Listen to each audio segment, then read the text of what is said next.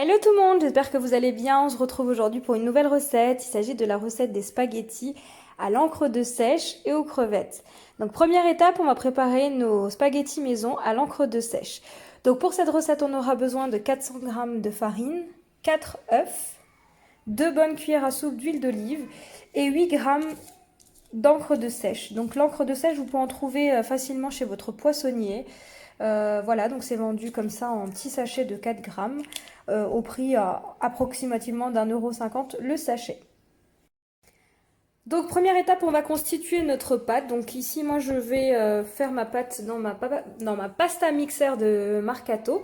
Alors bien sûr, vous pouvez réaliser cette recette à la main. Vous pouvez réaliser cette recette dans n'importe quel autre robot. Il faudra obtenir une pâte friable. Donc c'est une pâte où on a plein de petites boules. C'est tout à fait normal. Donc c'est une pâte qui est très facilement réalisable.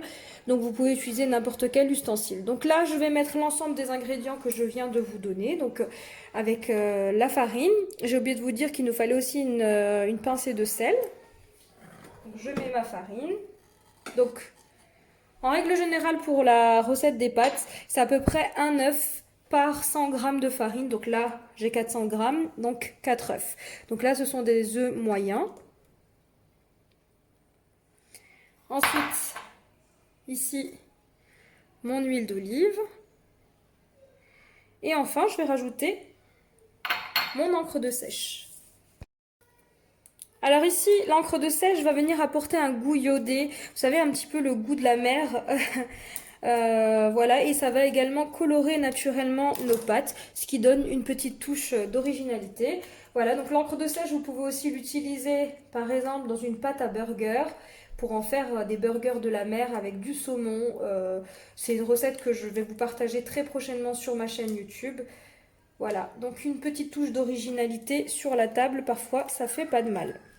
Donc là, je rajoute mon encre de sèche. Ensuite, je vais former ma pâte et on se retrouve pour la suite.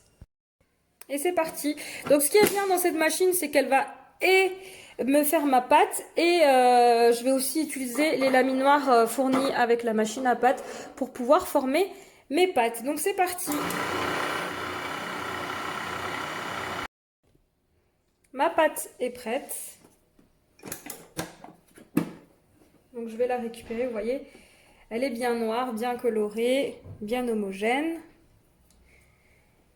Donc on va placer ça au réfrigérateur pendant 30 minutes et ensuite on pourra former nos pâtes.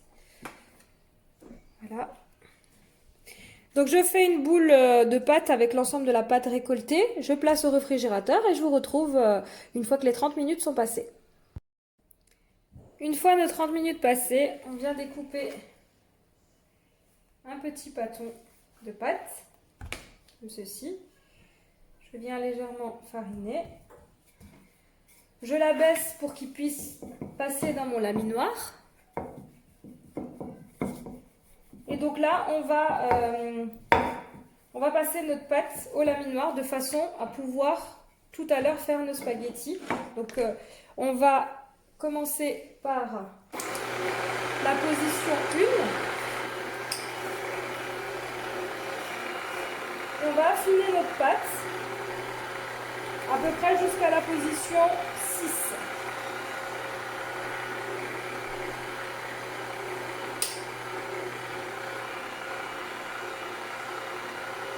Donc on a une pâte bien lisse.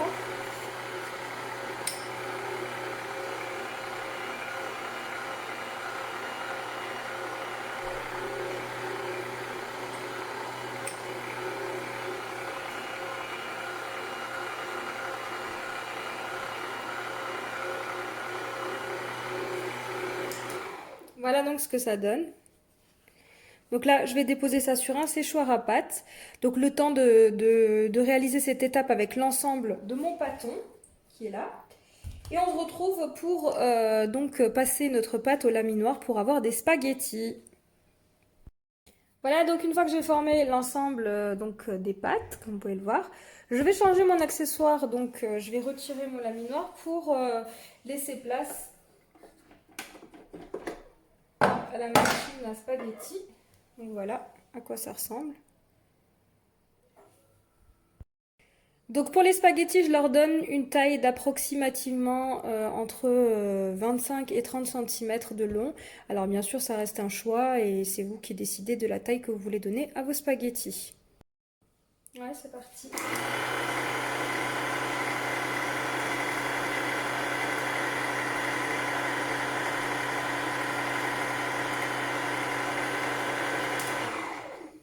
Voilà, donc nos spaghettis noirs sont ici formés.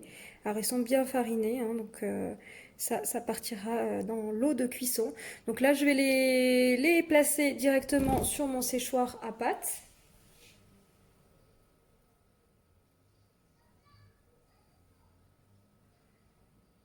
Et donc m'attaquer à la suite des pâtes. Voilà. Donc je vais faire ça avec l'ensemble de mes pâtes et on se retrouve pour la suite de la recette. Voilà, donc une fois qu'on a formé l'ensemble de nos pâtes, on les laisse tranquillement sécher sur un séchoir à pâte. Si vous ne disposez pas de séchoir à pâte, sachez que vous pouvez les laisser tranquillement sécher sur un plateau. Il faudra bien fariner pour éviter que les pâtes ne collent. Voilà, vous les mettez à plat en longueur et ça ne posera aucun problème. Donc là, on passe à la suite, on va passer à la confection de notre sauce donc à base de crevettes. Pour la suite, on va confectionner donc la sauce aux crevettes. Donc ici, dans une poêle, j'ai de l'huile d'olive que je fais chauffer. Ici, j'ai 500 g de crevettes décortiquées. Vous pouvez bien sûr ajuster la quantité et en mettre plus ou moins. Ensuite, ici, j'ai 3 gousses d'ail. Voilà, donc c'est de l'ail frais. Donc que je vais hacher et donc faire revenir avec mes crevettes. Ensuite, donc pour la sauce, on aura besoin de jus de citron. On aura besoin de crème fraîche liquide, de préférence entière, et de la crème épaisse. On aura également besoin d'assaisonnement, donc de sel, de poivre, de piment d'Espelette, de persil, et donc pour la fin de notre sauce, des tomates cerises pour apporter de la couleur. Dès que vous sentez que votre huile est bien devenue chaude, on va donc pouvoir mettre nos crevettes et les faire revenir dans notre huile d'olive bien chaude.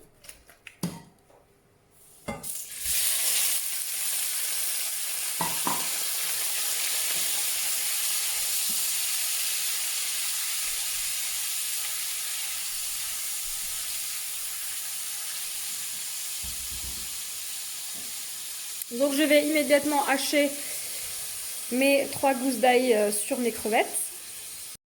Donc ici je viens à l'aide d'un tressail presser ma gousse d'ail. Donc là je continue avec ma deuxième gousse d'ail.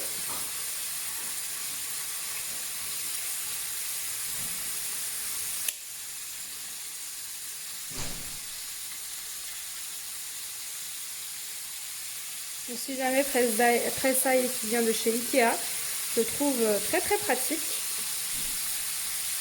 Une fois que j'ai pressé les 3 gousses d'ail, je vais assaisonner de sel, de poivre et de piment d'Espelette.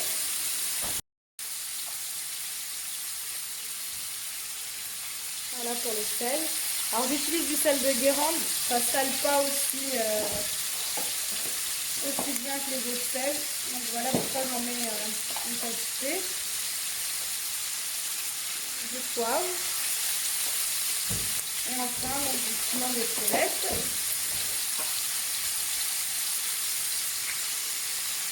Ensuite, je remue le tout.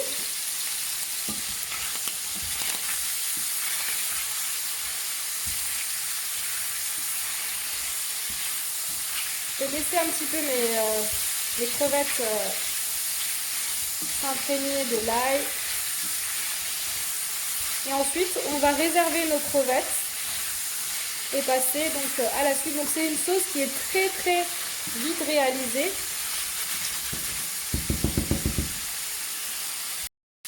Donc avant de retirer nos crevettes, on va rajouter du persil. Alors si vous en avez du frais, c'est bien mieux. Sinon, j'en ai toujours pour me dépanner un petit peu au congélateur. Donc je rajoute du persil bien à la fin pour bien garder la couleur persil.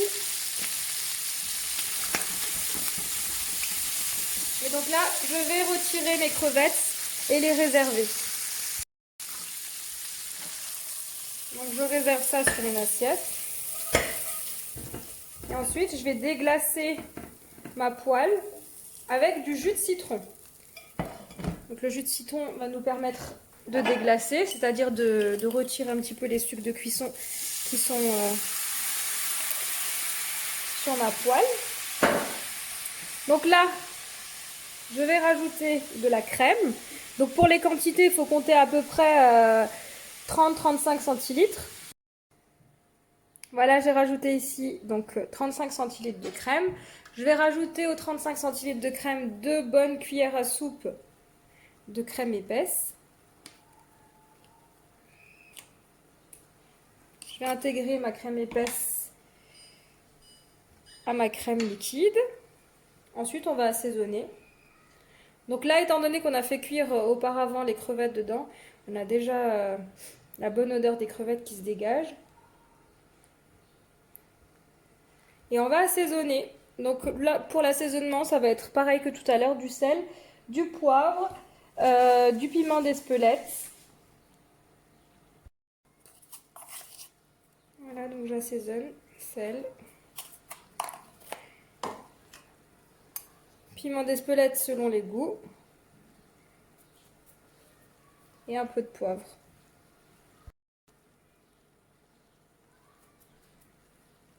Et donc là, on va laisser tranquillement pendant quelques minutes la crème épaissir. Et en fin de cuisson, vraiment à la fin, moi je rajoute donc des quartiers de tomates cerises, mais vraiment tout à la fin pour apporter encore une fois de la couleur et du croquant. Donc pendant que ma crème est en train d'épaissir tranquillement, je viens faire chauffer une marmite avec donc de l'eau.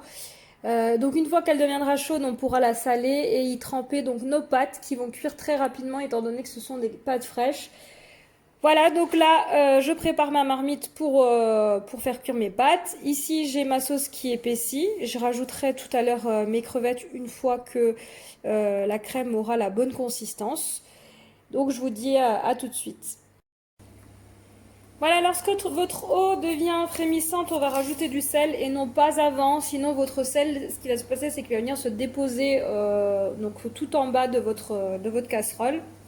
Donc là, on rajoute notre sel, on le laisse tranquillement se dissoudre dans l'eau. On attend quelques minutes et ensuite on va pouvoir plonger nos pâtes fraîches et laisser cuire à peu près 4-5 minutes, pas plus. Voilà, c'est parti pour la cuisson des pâtes. Donc, je récupère sur mon séchoir à pâtes mes pâtes et je viens donc les plonger dans mon bain d'eau chaude.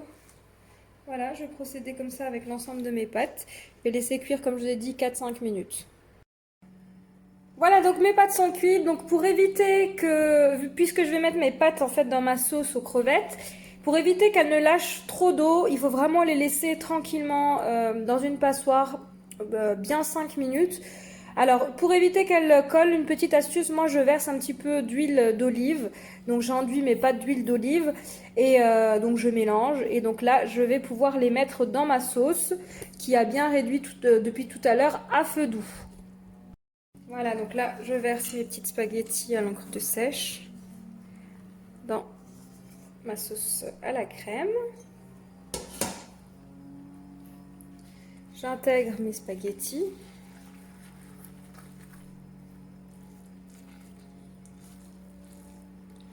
Et ensuite, on va rajouter donc nos crevettes.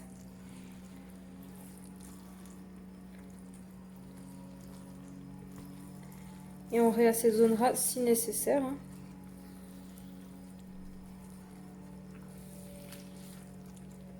là, je rajoute mes crevettes.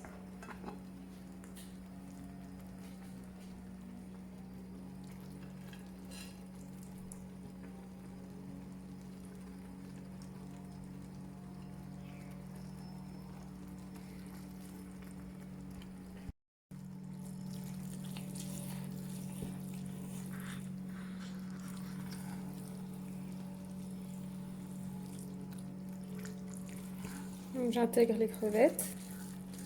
Je mélange le tout.